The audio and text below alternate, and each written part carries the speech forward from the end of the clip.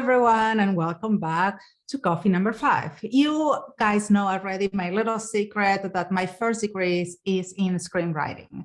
Back then, when I started writing, I don't think we had many kind of writers. We had writings. We had like screenplay or for film, television. Yes, we had some sitcoms. We had telenovelas back then for me.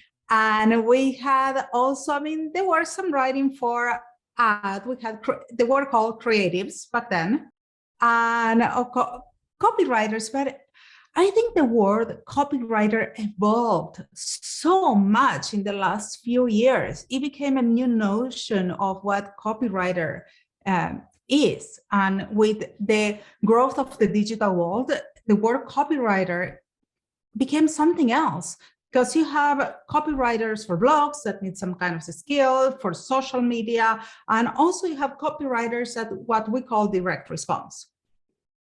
Today, I brought someone who just had his unexpected success with his book, A Self-Guide for Copywriters. Welcome, Dan Nelken. Did I say that right? Yeah, you got it right. Thank you so much. You. Yeah, no, it's great to be here. I'm always so humbled whenever anyone asks to speak to me. I love to have you here because this about helping people I work with a lot of entrepreneurs, small business owners, and it's hard to explain content with intentions. That I'm always trying to drill this concept that we can just not create pretty words, and mostly when we're talking about the digital world, because we have to use also keywords or trigger words. There are so many elements that we need to keep in mind. So would you tell us a little bit about your book? And first, why you start writing it? Oh, that's a kind of a long story, but it started probably 5 years ago, writing the book. And at that time, I had a friend who was creating online courses. And I was really inspired by him. And I thought, I'm going to turn this into a course. And I was meeting with a creative director at Lululemon at the time. We were having lunch. And I had thought a little bit about this course. And I thought about how I would approach it. I thought, it'll be about writing headlines. Lots of even copywriters struggle with this. Lots of people, to your point, who have their own startup or whatever are responsible for writing. So I knew it was something that would help them.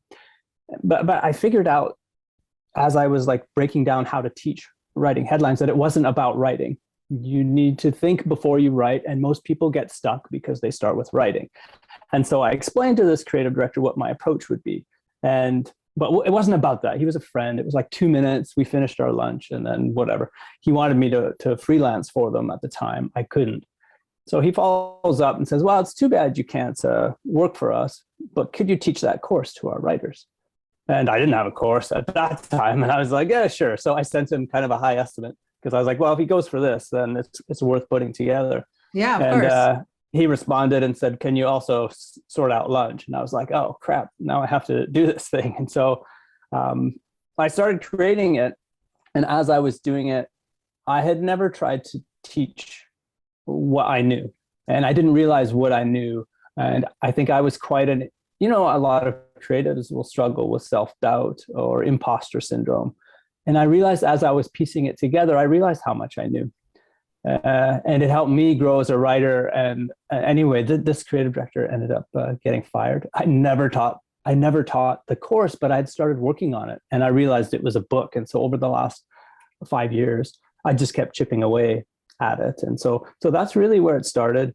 And I just kept really focused on writing something that would have helped me. I didn't write it to like come across as an impressive writer or someone who knew something. It was really like a compassionate, helpful resource, what I needed in the way I needed to hear it. And it's clearly resonating with people. And that's why the title is A Self-Help Guide for Copywriters.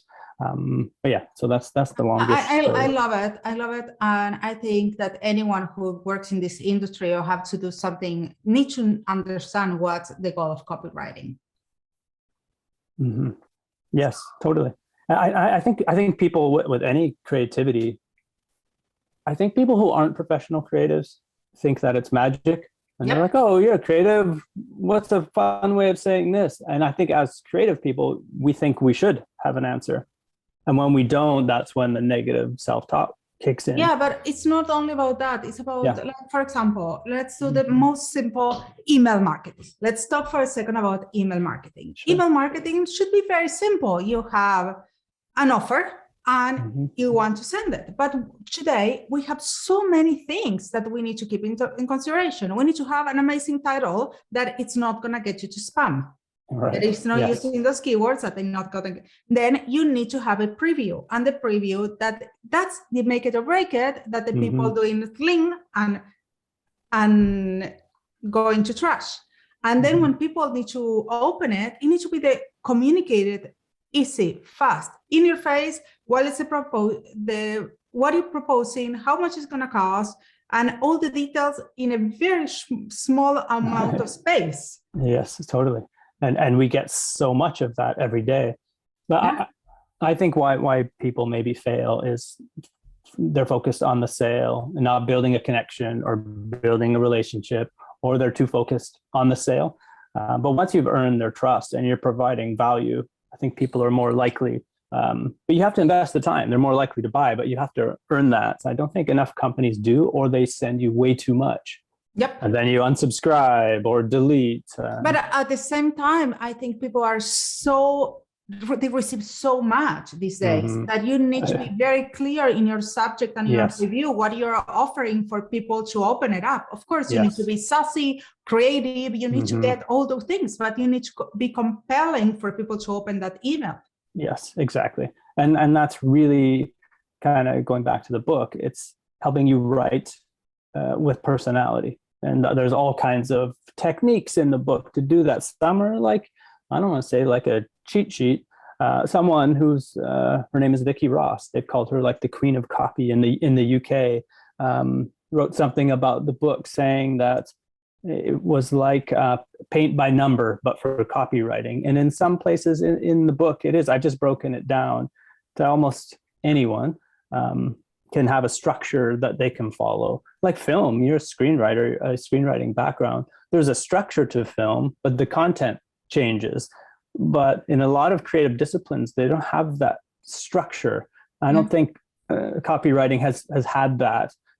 And so I think I've tried to provide a structure that it doesn't mean it's robotic and formulaic. I love that, because I believe in structures. I believe that you need to get your audience used also to your structure. They get used and they know where to find things. If you know that, I mean, once in a while you can change, but then you need to keep it up, because you need to do, you can see that big companies, they always keep the same structure because the people know where to find things. Yeah. And I think that structure applies to how we create things too.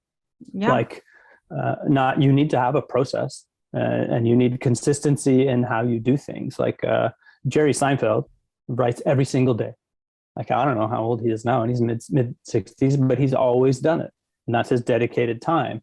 And that's his structure. And then to your point, in an email, a podcast, or whatever, it's consistency. Having that structure helps you create. Yeah, it's the same that when we're little kids. Little kids need structure. They need their sleep hour. They need their naps, they need to eating, and we grow as an adult. So why other things that we don't do in our life, we don't put that structure? Yeah, I don't know. I think it feels easier, like as a creative, and I think to just you feel like you're making progress if you have to write headlines and you just start writing. But like I've written recently, a lot of our feelings are liars, like you have to really question. Not enough people think about how they think. We just do things. And if you're writing headlines, it feels like you're getting somewhere. But if you stopped and came up with ideas first and then started to write, you wouldn't be starting from a blank page. So I think that's why we abandoned structure. My strategy is like, I have a note in my phone, and that is only for lines that maybe they can be headlines. They're triggers. I call it triggers because I don't start from zero. It's okay. I choose one and I have a place to start. I think that's awesome. Maybe at the end, I don't even use that sentence, but that was my place to start. Yeah. Yeah, I think a lot of times our brains just need something to look at. There's a website, I think it's called Random Word Generator. Mm-hmm. And I think you can use that to just like if you're stuck, if you're writing a blog post or writing anything, you just need something. You can choose how many words, 3 words, and just hit refresh until something sticks. And you're like, I can write about that. It will trigger something. Well, But often we don't I have anything to also start with. use music a lot. Listening to music, Mm-hmm, maybe just a few words from a song mm-hmm, get to mm-hmm. me. Yeah. You never know where the inspiration will come. I always say that inspiration comes in the shower the best. Yeah. And it's just Yeah. because I was talking to another guest the other day that the same problem, she has the same problem. So she has Yeah. this system to remember, she throws the shampoo to the floor Yeah. and then she remembers, oh, I throw the shampoo at the pump because I had this idea. That's funny. It I was is just funny. thinking today that they should have more showers in like ad agencies and stuff. Like, like That's just funny. go take a shower, a boardroom with everybody Oh, sitting but around. I think that shower time is a time that we let ourselves be for a minute. We are just doing that cleansing and from the outside, but also we let our mind go. And Yes, honestly, there's so much science. I've been very curious about like the neuroscience and how our brain works, and it's 100% backed by science, and it's because you are distracted in the shower, and when we're too focused on a problem, if you're stressed or pressure, that's rarely when it comes. You have to be consumed by it, and then you have to walk away, and that's why in the shower we're distracted, and then it comes also. We're more relaxed. But in when the you shower. go to sleep, many times you go with this problem or with the situation, and then you go to sleep and you wake up and say, oh, that's why I didn't think, because you were able to put distance. 100%. And then a lot of times, I think our brains don't like when something's unresolved. So it wants us to stay up and keep thinking on it. Yeah. But really, if you want to solve it, go to sleep. Like, because our minds, I was reading somewhere, our subconscious mind is only 10% less active when we're not working or sleeping. It's still very active. So even you're still working. It's still at work. Yeah. Yeah, and I think that we need to give ourselves that permissions to stop many times when, I mean, I have another agency, so it's hectic and there are problems. So when people, they get a little scared of me even, because when there is a problem, I'm like, I shut down and I put distance immediately. I'm not reactive. This is something that I learned. I'm not going to cry. I'm not going to panic. I just stop right there and I put distance and I try to see the problem. And it's not the time to point fingers. It's not the time to see even what generated the problem. First, let's resolve it. When it's resolved, then we can analyze the problem and see what was caused. And let's learn from it.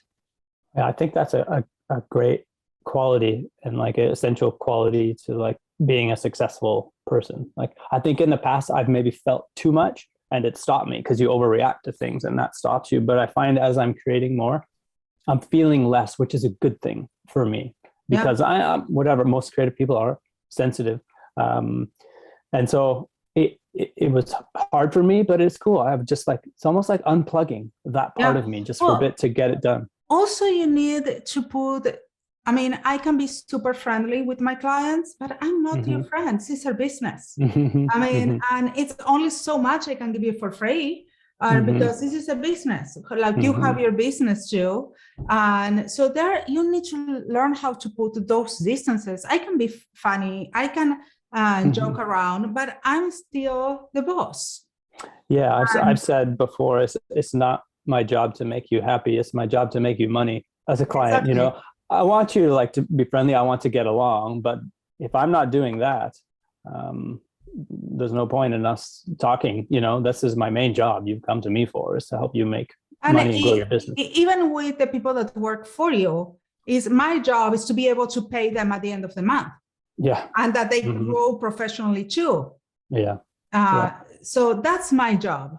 And I think that there is a confusion there with this connection, that if you are friendly, automatically we're buddies. Yeah. And every kind of relationship. I always say that you need to renegotiate the relationships until they're non-negotiable anymore. And even when they are not negotiable anymore, it's still a negotiation to say, or renegotiation to say, this is not a negotiation anymore. I went until here. But let's go back to the screenwriting, because as much as I love to talk to you, I want our audience to get a little pointers in screenwriting. Yeah. Like, what are the big differences for you into the different, how would you put in different boxes, screenwriting for direct response, social media and blogs? Or yeah, I mean, I guess for me, because I work for brands, I'm a branding, I don't know if you'd call me expert, but either a creative director or copywriter, mostly with ad agencies, and then I'll work up and coming startups or bigger brands. And so I don't know that I'm an expert in individual mediums, but personality, the big brand idea, and I think it's bringing a personality to life. It's writing to be entertaining or interesting or clever or funny, and to, I guess, be more human. And that's, I think, what the book does. And I think some people, when they write, I said this the other day, that I think what makes me a good writer is that I'm not a good writer. I'm a good communicator.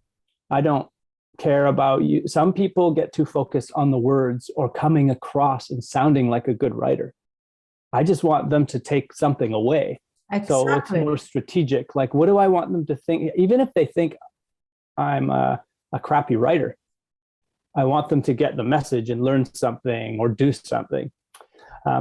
Yeah. So I don't know about, I think there's definitely writing techniques I could share that might help people who are either professional writers or people who have to write, normal people. There's techniques that can help you write a better text message or dating profile. It's just writing. And I think this book will help you get some of your personality out and not be so stiff and boring. I love that, what you say about the personality. I'm having a hard time sometimes. It's because you want to put a sales message many times because it's a brand and you're trying to sell, that's your goal. But also you have to have a personality that you need to carry across all platforms and using native language of each platform. Yeah. I mean, even for my newsletter, for example, like if I was writing for a company, I couldn't say certain things, but a lot of times I'll say, to unsubscribe to my newsletter, go to whatever, nelkencreative.com, or to start the journey to unsubscribing to my newsletter, because most people unsubscribe. So I'm not aggressively trying to sell anything. I have fun with it. That's part of kind of my personality. So I like kind of breaking those rules and calling it out. A lot of people hide from those things. I don't know, embracing the dirt of the medium. What do you hate about the medium or email or a newsletter? I never wanted one. And so I make fun of those things. That's part of what I do. But I think people get what happens with companies as they grow. It's not coming from one person. You have a bunch of people sharing their input. And if everyone has to be happy, it's going to be pretty bland. I would say, like, if you're going out to eat, you can, what you feel like. You add another person and another person, another person, you'll go to the blandest restaurant in town. So if everyone's equally happy. There is any formula that you find out, for example, for emails that triggers more sales, that creates more acquisition? Well, I mean, I don't, like I say, I'm not like an expert in, that's the thing with your intro with copywriters. There's so many different kinds. There's email specialists. There's social media specialists. There's people who write content and blogs. And that's why a lot of the opportunities that come my way are just not a fit for me. So I don't have formulas in that way. It's more here. I'll give you an example of one of the formulas in the book. It's called a list and twist. So this is where you have at least 3 items in a list or your headline. The first 2 are straight and the last one is twisted or unexpected. Ellen DeGeneres on Twitter, her bio was talk show host, comedian, talk show host, and ice road trucker. So you get So for my newsletter, I'll do like for tips on creativity, copywriting, and the mating habits of the European water vole or something. So it's like too straight and then twisted. You could do that, on a grocery list to your husband or wife if you have a shared grocery list, and just like, all the groceries and something unexpected. It's just a fun technique. It wouldn't work as a subject line in an email, but you could do it with 3 single words: this, that, the other, something unexpected. So that's one, and those are some of the things that are in the book, and that's a tip. Like you can update a LinkedIn or Twitter bio where it's 2 things. Yeah, but that needs to be specified. And I always call about something that is a brand voice. That when I start working with the client, I need to know what's the personality of the brand. Is it funny? Because if we're gonna do something unexpected, the brand needs to be kind of unexpected too. We cannot do it just because today we feel that we're funny. Yeah. Well, I think any brand that doesn't have any humor, I mean, there are certain industries and sectors that I get it, but I think there's room for that. Like to put in funny, I don't think it has to be a brand characteristic. You can have overarching brand characteristics, but I think there's still opportunity in a lot of places to, like, who doesn't want to read something that makes them smile? There's degrees of funny too, but I think, I don't know, especially now in today's world, like, I don't know, why not? Like, we all take things way too seriously and overwhelmed with news and whatever's going on. Well, you need to decide. If you want people to open things. Well, you need to decide what's your kind of funny. Yes, 100%. Yes, yeah. Because there's slapstick, there's silly, immature, which I wouldn't recommend. Some brands can go there, but you're right. I think if it is funny, you have to like figure out what funny means. Yeah, and you need to see also what resonates with your audience. And this brings me to social media, which is another really fun part of copywriting, because we have so many limitations. Like in Instagram, we have some limitations. In Twitter also, because we have characters, and in some of them we can put links, in some of them we can't put links. We have so many prerequisites that we need to know in order when we start writing. Also know what are we looking? We're looking for followers. And I see a lot of people, and I'm not saying that I'm not doing it. I'm doing it once in a blue moon, I would say this. And I found a post really funny the other time, and I feel like I had to repost it. That I think is the first time I repost something, because I felt completely connected to that. But I feel like a lot of mostly personal brands are reposting things just to bank on other people's funny or success. Oh yeah. Or they'll tag someone who is more popular, hoping that they respond. Yeah, it's a technique, but I think but that I feel like those are taken away from your brand voice. I think so too. I think a lot of the cheap tricks to get clicks or engagement, and man, our brains are kind of idiots, like on autopilot, they'll do things we might like or engage with, but we don't actually like them. But you can get followers and likes for sharing crap. But and it can be tempting if your goal is to get followers. But I think if your goal is this from the marketing point of view, you're not getting quality followers, because not your followers, are the followers of the other kind of content. Yes, exactly. Unless you have something like it really resonate with you, to me, is don't do it. I agree with you. Yeah, I think it takes longer. I think you provide something of value and be helpful. It might take longer I could grow a lot faster on social media if I was doing some of these other things, but I wouldn't have, my goal isn't to get followers, it's to be helpful. Exactly. And so I think that there is the wrong intention in most of the social media. And even if your goal is to sell even a product or a book or whatever, you want to reach out to the right person that they need your product. I think people, it's just like starting with headlines. They get caught up in the feel-good hit of followers and likes and engagement. But are you selling products at the end of the day? What are you doing? It's a popularity contest. Yeah. And if you get sucked into that, you can grow, but you won't grow your business. You grow your following, but not your business. Okay, awesome. I really appreciate your input and that we're in the same line. But now Yeah. it's your time to tell us that story that you made a mistake. Oh, That mistake that we all learn from. That mistake that you, oh my God, I wore high heels in a muddy day and my heels were like inside the grass and they were messy. Okay, I learned never to wear high heels anymore in those events, but what's yours? Yeah, I don't have that one. A couple come to mind. One, actually, when the book first published, I realized there were typos in it. Like I had it proofread, but I had made some changes. I just wanted to like crawl and disappear. And so you're able to change it and upload a new. I just found out, or I noticed someone posted a picture of one of the pages and I saw another one in that was like 3 days ago. So I haven't changed it. But I think what comes from that is like, it's okay. The book is still helpful. And I know it's helpful. I've always known it wasn't perfect. There's no such thing as a perfect thing, but it's helpful. And if there's a few typos in it, it's worth the $20 you're going to pay for it.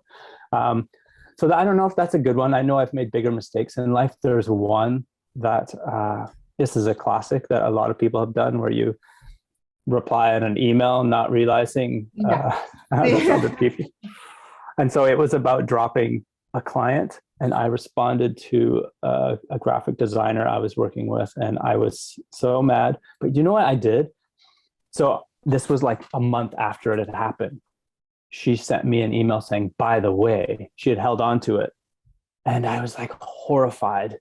And I actually looked at the email and I remember I wrote it and I wasn't very nice at all. I wrote it, I was kind of angry. But I stopped myself and I rewrote it when I sent it. So I was like, no, I don't want to be that person. So I was so horrified. And then when I saw the email I'd sent, I was like, oh, you know what? It wasn't so bad. And I phoned her and I said, I'm sorry that you saw it that way, but it is how I feel. But yeah, that was another one where my heart just sank and I wanted to. And then those things happen, I think, and that's maybe a conversation for another day. But people have problem with criticism.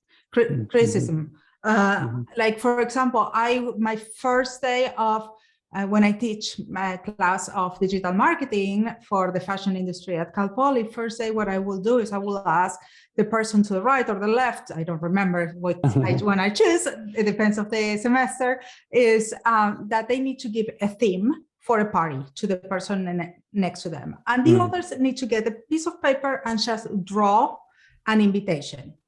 And then we put them all on the blackboard and we had to, or the board, there's no more blackboards. And we're dating ourselves. Yes, that's when I saw it. Oh God. Amazing. And then I asked them everyone to criticize. And people don't stand up and they're afraid to criticize others. Yeah. Mm-hmm. And then, of course, I'm the bad guy because I criticize everything. But that's my job, to teach them what is not right. Mm-hmm. Yeah, I mean, I think successful people want that because you'll grow faster from getting that feedback. But yeah, it's especially creatively. I mean, when I worked in ad agencies, that's your whole job, is like creating work, presenting to creative director, then you present it internally to the whole team, and then you present it to a client. And you're constantly, I mean, what they say to write one great headline, this is the highest standard of headlines. You have to write 100 to get one great one. So yeah, you're going to have a lot of crappy ideas. And also, you never have guarantees because you don't know what the day that headline goes out, you don't know what's going to happen in the world. You don't know what your competition did, where the world stands. I mean, I don't remember what movie was there. It was a great movie, but it came the same day of 9/11. Nobody saw it. Yeah. Mm-hmm. Yeah. So true. Yeah. Dan, was so great to have you here having coffee with me. It was such a pleasure. And I feel like I can keep talking to you forever. But I always said that my podcast need to be just a car ride. Oh, awesome. Well, it's like Jerry Seinfeld's comedians in cars getting coffee. We were writers in a podcast, Getting Coffee. Yes, exactly. Getting coffee and maybe in someone's car ride today. Yeah, exactly. Well, thank you so much. It's awesome to talk to you. I appreciate it so much. Thank you for being here. And to you guys, I will see you next week with more coffee number 5.